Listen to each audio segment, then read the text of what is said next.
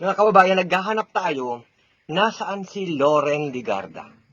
No, 3 araw na pong hindi nagpapakita si Senador Loren Legarda sa impeachment trial. Marami pong mga pwedeng valid reasons sa kanyang pag-absent, pero never pong nag-absent yan si Loren Legarda sa Senado. Hindi rin maikakaila na timing ito sa gitna po ng pag-usad ng preliminary investigation ng Office of the Ombudsman sa mga reklamong plunder, graft and corruption, at conflict of interests laban sa kanya at sa kanyang anak na si Representante Leandro Diviste, kaugnay ng controversial na solar projects.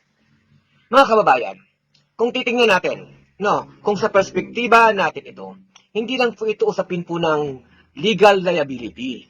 Ang mas malaking tanong dito ay, who benefits from the system? Matagal na natin isinusulong po ang renewable energy bilang alternatibo sa fossil fuels.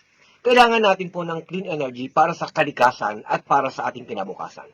Pero ibang usapin na kapag ang renewable energy ay naging negosyo ng iilang makapangyarihang pamilya habang ang ordinaryong Pilipino ay patuloy pong nagbabayad ng napakataas na singil sa kuryente, hindi po sapat na green ang proyekto kung ang process ay may tanong tungkol sa transparency, accountability, at possible na conflict of interest. Mas lalo pong lumalaki ang usapin dahil kinansila na ng Department of Energy ang ilang kontrata ng Solar Philippines dahil sa umano'y hindi pagtupad ng mga power delivery commitments at nauwi pa ito sa napakalaking multa.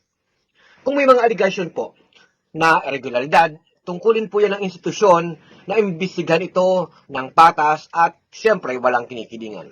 Ito po ang problema sa sistemang matagal na po natin kinikwestiyon at tinatanong lagi.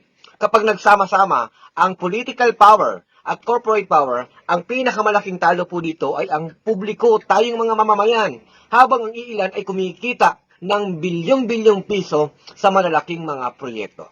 Ang karaniwang mga mamamayan po ang naaharap sa napakataas na presyo ng kuryente at sa kakulangan ng malinaw na pananagutan. Ang tanong, nasaan si Lauren? Hindi lang ito po tungkol sa kanyang presensya sa Senado. Tungkol po ito sa public accountability. Sa gitna po ng mga kontrobersiya, may malalaking epekto sa tiwala po ng publiko. Natural lang na umasa ang mga mamamayan na isang araw, malinaw pong makakapagpaliwanag sa mga kontrobersiyang ito. Kung para ipakita na ang mga nasa kapangyarihan ay handa pong humarap sa mga tanong ng taong bayan. Sa ating pagtingin mga kababayan, ang tunay na issue ay hindi lamang kung may makakasuhan.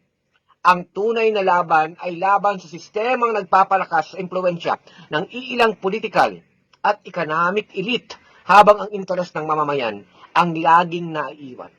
Mga kababayan, renewable energy should serve the people, not political dynasties or corporate interests. At sa demokrasya, silence is not accountability. Ang tiwala ng publiko ay nabubuo sa transparency, hindi po sa katahimikan. Nasaan si Lauren?